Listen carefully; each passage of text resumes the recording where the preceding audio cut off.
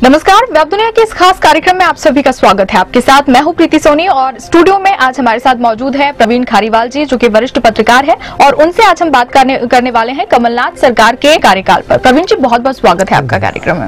17 दिसंबर को उन्होंने शपथ ग्रहण किया था और पूरे कार्यकाल को आप किस तरह से देखते हैं और क्या लगता है कि किस तरह की चुनौती इनके सामने होगी अभी? देखिए, जो कांग्रेस का चुनाव प्रचार में एक टैगलाइन थी कि बदलाव वाली जो बात थी, वक्त है बदलाव का, तो बदलाव नजर आ रहा है। पिछले 15 साल से भारतीय जनता पार्टी की जो सरकार थी मध्य प्रदेश में, तो कई मामलों में एक यथास्थिति जैसी हालात बन गए थे।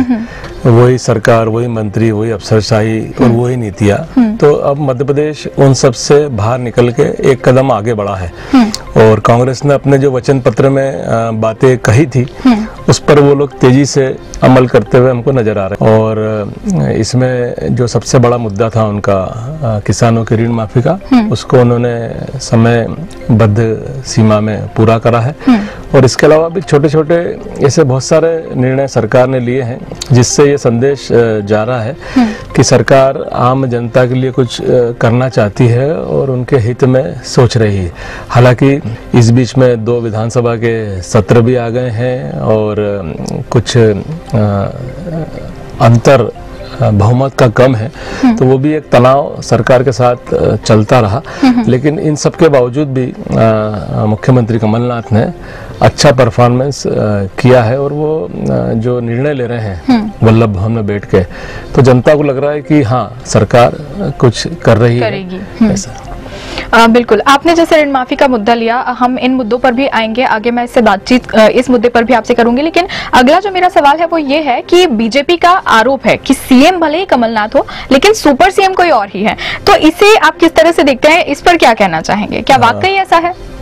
देखिए, मुख्यमंत्री तो संवैधानिक रूप से कमलनाथ जी ही हैं, लेकिन एक परसेप्शन जरूर ऐसा बना है कि मध्य प्रदेश के पूर्व मुख्यमंत्री दिग्विजय सिंह सत्ता के सूत्र अपने हाथों में रखे हुए हैं। लेकिन ऐसा कुछ नहीं है, क्योंकि उनके पास समन्वय का दायित्व है। घोषित तौर पर सत्ता और संगठन का वो समन्वय करते हैं, इसलिए इस तरह की बातें सामने आती है। कमलनाथ जी अनुभवी राजनेता हैं, उन्हें काफी दीर्घ अनुभव है संसदीय कार्यों का, मंत्री रहने का, और मुख्यमंत्री के रूप में उनकी ये पहली पारी है। तो मुझे लगता है कि कहीं न कहीं जरूरत पड़ने पर वो सलाह मशवरा पार्टी के कई नेताओं से लेते हैं। उसमें दिग्विजय सिंह जी भी शामिल हैं, उसमें अजय सिंह भी शामिल है, उसमें सुरेश पचौरी भी शामिल है, उसमें विवेक तनखा भी शामिल है। तो इस तरह के अलग अलग कामों को लेकर वो मशवरा सबसे करते हैं और कोशिश करते हैं कि आम सहमति के आधार पर कोई भी निर्णय हो। इसलिए मुझे लगता है कि भारतीय जनता पार्टी जरूर इस बात को बार बार उठाती है कि जिस नेता को जनता ने खारिज कर दिया उसको सुपर सीएम बनाया गया है। लेकिन जो दिग्विजय सिंह जी का अनुभव है 10 सालों का मध्य प्रदेश के कामकाज को संभालने का, या चप्पे चप्पे पर उनका अपना नेटवर्क है, उनकी सोच है, प्रशासनिक अफसरों को वो वक्तीशा जानते हैं, तो इन सब को लेकर जरूर सलाह मशवरा समय समय पर दोनों नेताओं के बीच में होता है और मुझे नहीं लगता कि इससे ज्यादा और कुछ मसला है। बिल्कुल, जैसे कि अभी हम बात कर रहे थे कर्ज माफी की, ऋण माफ करने की, तो कर्ज माफी के ट्रम्प कार्ड के जरिए ही कांग्रेस सत्ता में आई है। वो वही कर्ज माफी पर अब बीजेपी जो है वो कांग्रेस को घेर रही है, तो क्या कर्ज माफी लोकसभा चुनाव से पहले कांग्रेस के लिए बड़ी चुनौती साबित हो सकता है? देखिए, बिल्कुल, कर्ज माफी मध्य प्रदेश ही नहीं, जो 5 राज्यों में चुनाव हुए थे वहां पे भी एक अहम मुद्दा था। और इस समय जो लोकसभा का प्रचार चालू हुआ है उसमें भी किसानों को फोकस में कांग्रेस ने रखा है और भारतीय जनता पार्टी भी लगभग इसी स्वर में बात कर रही है। तो किसान तो एक बड़ा मसला है इस देश में, और जहां तक मध्य प्रदेश की बात है तो शिवराज सरकार भी कई योजनाएं उन्होंने लागू करी थी, लेकिन उसके बावजूद भी हमने ये देखा कि किसान नाराज थे। इसलिए सरकार इस बात की कोशिश कर रही है कि जो कह रही है उसको समय सीमा में कर पाए, इस पर पूरा फोकस इस समय कमलनाथ जी का है। मुझे जो खबर है उसके हिसाब से वो डे टू डे इस मामले में रिपोर्टिंग लेते हैं कि समय सीमा में लोगों के अकाउंट्स में पैसा चला जाए, और उन्होंने अभी 1-2 दिन पहले ही ये घोषणा करी है कि मार्च के फर्स्ट वीक में सभी किसानों के खाते में वो पैसा चला जाएगा। भारतीय जनता पार्टी जरूर कह रही है कि पैसा जाने में विलंब हो गया है, लेकिन 1.5-2 महीने की सरकार है, मुझे नहीं लगता कि कोई खास विलंब हुआ है। सरकार इस मामले को समझती है और इसमें रोज प्रतिदिन वो इसकी प्रगति से वाकिफ हो रही है। बिल्कुल, हम अभी योजनाओं की बातचीत कर रहे थे, तो अगर बात करें योजनाओं की, तो जब भी कोई नई सरकार आती है, और यहाँ पर भी हम देखें तो पिछली सरकार ने काफी कुछ ऐसी योजनाएं थी जो शुरू की थी। नई सरकार के आने के बाद उनमें कुछ बदलाव देखने को मिला है, और ये भी खबरें आ रही हैं कि कुछ योजनाएं बंद की जा रही हैं। ये जो तरीका है, ये अब नई सरकार के लिए कितना कारगर साबित होगा? देखिए, कमलनाथ जी की जो वर्किंग है उसमें उन्होंने पहले ही कह दिया था कि अनावश्यक घोषणा वो ना करेंगे, क्योंकि मध्य प्रदेश के ऊपर लगभग 2 लाख करोड़ रुपए का कर्जा शिवराज सिंह सरकार छोड़ के गई है, तो उसको लेके वो काफी चिंतित रहते हैं।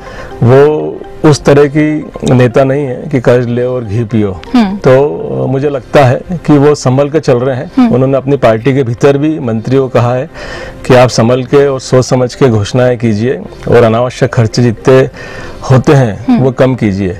इसके साथ ही पिछले 1 साल में शिवराज जी ने जिस तरह से घोषणाओं की झड़ी लगा दी थी, उसमें उनके ही वित्त विभाग और दूसरे विभाग आपत्ति लगा देते थे, हो नहीं पाती थी पूरी। तो उन्होंने कहा है कि भाई जो संभव हो उसी पर हम विचार करें, और कैसे मितव्ययता के साथ में हम सरकार को आगे बढ़ाएं, क्योंकि खाली खजाना है और संसाधन जुटाना एक बहुत बड़ी चुनौती है। तो इसको समग्र रूप से देखकर वो कुछ योजनाओं को उन्होंने ड्राफ्ट किया है, और जैसा कि मैंने बोला कि उन्होंने अपने मंत्रियों को और विधायकों से भी यही अनुरोध किया है कि आप सोच समझकर और वित्तीय स्थिति देखकर इस समय जनता से वादा करें। तो ये तो रही योजनाओं की बात, और जैसा कि मैं पहले भी बातचीत कर ही रही थी कि नई सरकार की जो सफलता का आधार है पिछली सरकार की असफलताएं ही होती है। तो 2 माह में कांग्रेस ने ऐसे कौन से फैसले लिए जो कांग्रेस को बीजेपी से आगे खड़ा कर सकते हैं, या फिर इसे इस तरीके से देखिए कि मध्य प्रदेश में ऐसे कौन से मुद्दे थे जिन पर बीजेपी पिछड़ी है और कांग्रेस की सरकार इस पर बाजी मार सकती है? देखिए, मध्य प्रदेश में लगभग बराबरी पे मुकाबला छूटा है। हाँ। और 5-7 सीटों से कांग्रेस आगे रही है। जो चुनाव के दौरान बात समझ में आई वो ये था कि लोग नरेंद्र मोदी सरकार से ज्यादा नाराज थे बनिस्बत शिवराज सिंह सरकार के, क्योंकि अन्य राज्यों में जिस तरह से भारतीय जनता पार्टी को खामियाजा भुगतना पड़ा, वैसी बुरी स्थिति मध्य प्रदेश में भारतीय जनता पार्टी की नहीं हुई। उसकी वजह थी कि शिवराज सिंह की जनता से कहीं ना कहीं कनेक्टिविटी थी। तो इसका फायदा एक भारतीय जनता पार्टी को मिला कि वो बहुत करीब आके रुकी है। लेकिन कांग्रेस ने इस बात को सिद्ध करने में सफलता पाई कि शिवराज सरकार बातें करती है, जमीनी धरातल पर उसका कोई पैमाना नहीं होता, उतरता नहीं है। और किसानों के मुद्दों को उन्होंने इस मामले में जमकर भुनाया। किसानों के लिए शिवराज जी ने खूब घोषणाएं करी, सैकड़ों घोषणाएं करी, लेकिन उसके बावजूद भी किसान सरकार से नाराज थे। और 2 लाख रुपए के ऋण माफी वाला जो एक मुद्दा था वो सीधे सीधे असर कर गया, वो सबसे भारी पड़ा। एकमात्र मैं वो यही कहूंगा कि वो एक ट्रम्प कार्ड था कि जो मध्य प्रदेश में भारी पड़ा जनता पे और कांग्रेस को विजयश्री मिली। तो मुझे लगता है कि महंगाई एक केंद्र सरकार का मुद्दा था और मध्य प्रदेश में किसानों की ऋण माफी, हर घर में 2-3 अकाउंट्स होते हैं, तो लोगों को लगा कि हमारे 2 लाख 4 लाख 6 लाख का फायदा होगा, तो लोगों ने बड़ी उदारता के साथ कांग्रेस का साथ दिया। बिल्कुल। अब अगर हम बात करें जैसे कमलनाथ सरकार के अब तक के कार्यकाल को अगर दिखा जाए तो उन्होंने कोई बड़ा फैसला तो नहीं लिया है, बल्कि सिर्फ अपने वचन पत्र को पूरा करने की कोशिश उन्होंने जरूर की है, लेकिन कोई कड़े कदम या कोई कड़े फैसले नहीं लिए हैं। तो अब जब लोकसभा चुनाव को इतना कम वक्त बचा है तो क्या ये भी कांग्रेस के लिए एक बड़ी चुनौती होगा मध्य प्रदेश में? निश्चित तौर पर विधानसभा और लोकसभा के बीच में काफी कम समय था और इसी को लेकर कमलनाथ ने अपनी कार्यप्रणाली तय करी है। प्रतिदिन वो सुबह 9 बजे आते हैं मंत्रालय में और लगभग रात तक बैठते हैं। जिलों में दौरे वो कम से कम कर रहे हैं, बल्कि मैं ये कहूँगा कि अभी वो 2-3 जिलों में ही उन्होंने अपने प्रोग्राम किए हैं। तो उनका पूरा फोकस इस समय वचन पत्र को लेकर है। मुख्य सचिव को उन्होंने अपना वचन पत्र सौंपा और प्रमुख सचिवों की बैठक में उन्होंने साफ कराया कि आप जल्दी से जल्दी इन योजनाओं का खाका तैयार करें और कैसे, उसमें भी उन्होंने प्रायोरिटी फिक्स कर रखी है कि किस तरह से कौन सी योजनाएं पहले लागू हो सकती है, उन्हें आप पहले लीजिए, उसके बाद जो हो सकती है उनको बीच में रखिए, और जो जिसमें विलम्ब होता है तो इस तरह से प्रायोरिटी पे वो लोग काम कर रहे हैं। और कमलनाथ जी जिस तरह की वर्किंग है उनकी, केंद्र में लंबे समय तक मंत्री रहे हैं, तो वो जनता के बीच में आपको कम जाते दिखेंगे, लेकिन हाँ, वल्लभ भवन में बैठकर वो ठोस कार्य योजना पे काम करते हैं और विभागीय अधिकारियों पर पूरा नियंत्रण रखते हैं और प्रॉपर फॉलोअप लेते हैं। वो उनकी एक कार्यशैली है। तो मुझे लगता है कि आने वाले 6 महीने कम से कम सरकार को देना चाहिए कि वो उसकी प्राथमिकता देखे। इस समय सबसे बड़ा समस्या बजट की है। धनराशि की समस्या को देखते हुए सरकार निर्णय लेगी, तो मुझे लगता है जैसे जैसे संसाधन सामने आएंगे वो योजनाओं को लागू करते जाएंगे। लेकिन अभी अलग अलग वर्गों के लिए छोटे छोटे निर्णय हो रहे हैं, छात्रों के लिए, महिलाओं के लिए, बुजुर्गों के लिए। तो मुझे लगता है कि सरकार कहीं न कहीं चिंतित है अपने वचन पत्रों को जल्द से जल्द लागू करने के लिए। बिल्कुल। देखा जाए तो कांग्रेस कल्चर में गुटबाजी की चर्चाएं भी हमेशा ही रही है, और हाल ही में लक्ष्मण सिंह का एक बयान भी आया था जिसमें उसने कहा था कि बड़े नेताओं की पत्नियों को चुनाव नहीं लड़ना चाहिए। इसे किस तरीके से देखा जाए? क्या कांग्रेस अब भी गुटबाजी से जूझ रही है? देखिए, एक कहावत हमने सुनी थी कि कौवा कान ले गया, और लोगों ने कान तो नहीं देखा, कौवे के पीछे भागने लग गए। मीडिया में पिछले दिनों खबर प्लांट हुई कि कांग्रेस नेताओं की धर्मपत्नियां चुनाव लड़ेगी, और उसको लेकर लक्ष्मण सिंह जी की वाइफ ने, लक्ष्मण सिंह जी ने खुद ने एक ट्वीट किया कि यह उचित नहीं है। यदि कोई गंभीर नेत्री हो तो वो लड़े, अन्यथा सिर्फ नेता की वाइफ है इस बिना पर किसी को टिकट नहीं दिया जाना चाहिए।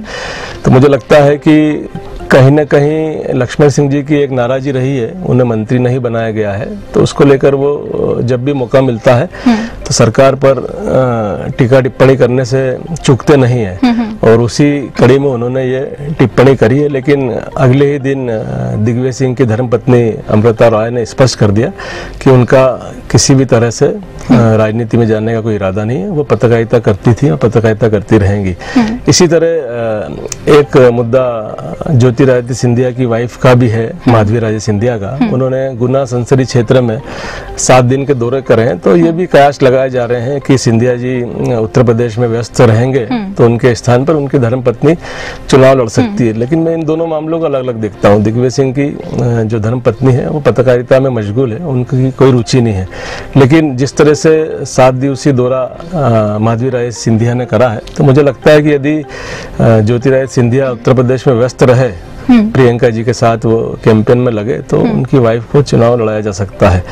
लेकिन ये बात सही है कि जो कार्यकर्ता सालों साल चप्पल घिसता है और पूरा समय अपना पार्टी में देता है, पार्टी को आम कार्यकर्ताओं पर भी विचार विमर्श करना चाहिए, देना चाहिए। और पिछले विधानसभा चुनाव में कांग्रेस पार्टी ने जरूर 30-40 नए प्रत्याशियों को मौके दिए थे, तो मुझे लगता है इस बार भी जिस तरह की खबरें आ रही है, कई नए प्रत्याशी या हम कहेंगे एकदम से फ्रेश कैंडिडेट हमको इस बार देखने को मिलेंगे। बिल्कुल।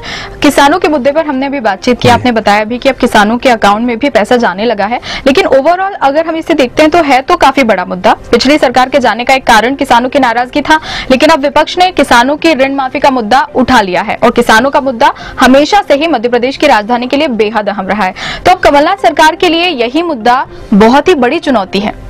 क्या लगता है इस पे? देखिए, अभी 10 दिन पहले कांग्रेस अध्यक्ष भोपाल आए थे आभार सम्मेलन में हिस्सा लेने के लिए। उन्होंने मध्य प्रदेश के मतदाताओं का आभार माना कि उन्होंने उनकी पार्टी को चुना। उसी मंच से उन्होंने एक बात कही कि मैं मध्य प्रदेश के नागरिकों को आश्वस्त करना चाहता हूं कि कांग्रेस ने जो वादे पूरे किए हैं वो उन्हें समय सीमा में पूरा करना होंगे, अन्यथा मैं मुख्यमंत्री को बदलने से भी नहीं हिचकिचूंगा। तो एक ये बड़ा मैसेज कांग्रेस अध्यक्ष ने मध्य प्रदेश की जमीन से दिया था, और मुझे लगता है कि उसके बाद ही अगले दिन ही मुख्यमंत्री ने संबंधित विभागों की एक बैठक बुलाई, और उन्होंने यही बात कही कि जो काम अपन ने वचन पत्र में कहे उन्हें जल्द से जल्द पूरा करें। और जहां तक किसानों की ऋण माफी वाली बात है, मैंने अभी बताया जैसा कि मार्च के फर्स्ट वीक में सभी किसानों के खातों में पैसा पहुंच जाएगा। तो ये सरकार अपनी तरफ से पूरी तरह संवेदनशील है। इसके अलावा मध्य प्रदेश के जो मुख्य सचिव हैं सुधीर रंजन मोहंती, वो भी काफी दूरदृष्टि वाले प्रशासनिक अधिकारी हैं। वो भी अपने स्तर पर मध्य प्रदेश को कैसे वित्तीय रूप से सुदृढ़ किया जाए इस कोशिश में लगे हुए हैं। बिल्कुल, चलिए बहुत बहुत शुक्रिया प्रवीण जी, आपने हमसे बातचीत की और बहुत ही ये जो मुद्दा था बहुत जरूरी था इस पर बातचीत करना, क्योंकि जितना भी कार्यकाल कमलनाथ सरकार का पूरा हुआ है कहीं ना कहीं ये मायने रखता है कि आगे किस तरीके का भविष्य मध्य प्रदेश का होना है। तो बहुत शुक्रिया बातचीत के लिए, धन्यवाद। फिलहाल इस कार्यक्रम में इतना ही। अगर आपको हमारी ये चर्चा पसंद आई है, इस तरह के और भी कार्यक्रम अगर आप देखना चाहते हैं तो फिलहाल इस वीडियो को लाइक कीजिए, शेयर कीजिए और हमारे पेज को सब्सक्राइब कीजिए।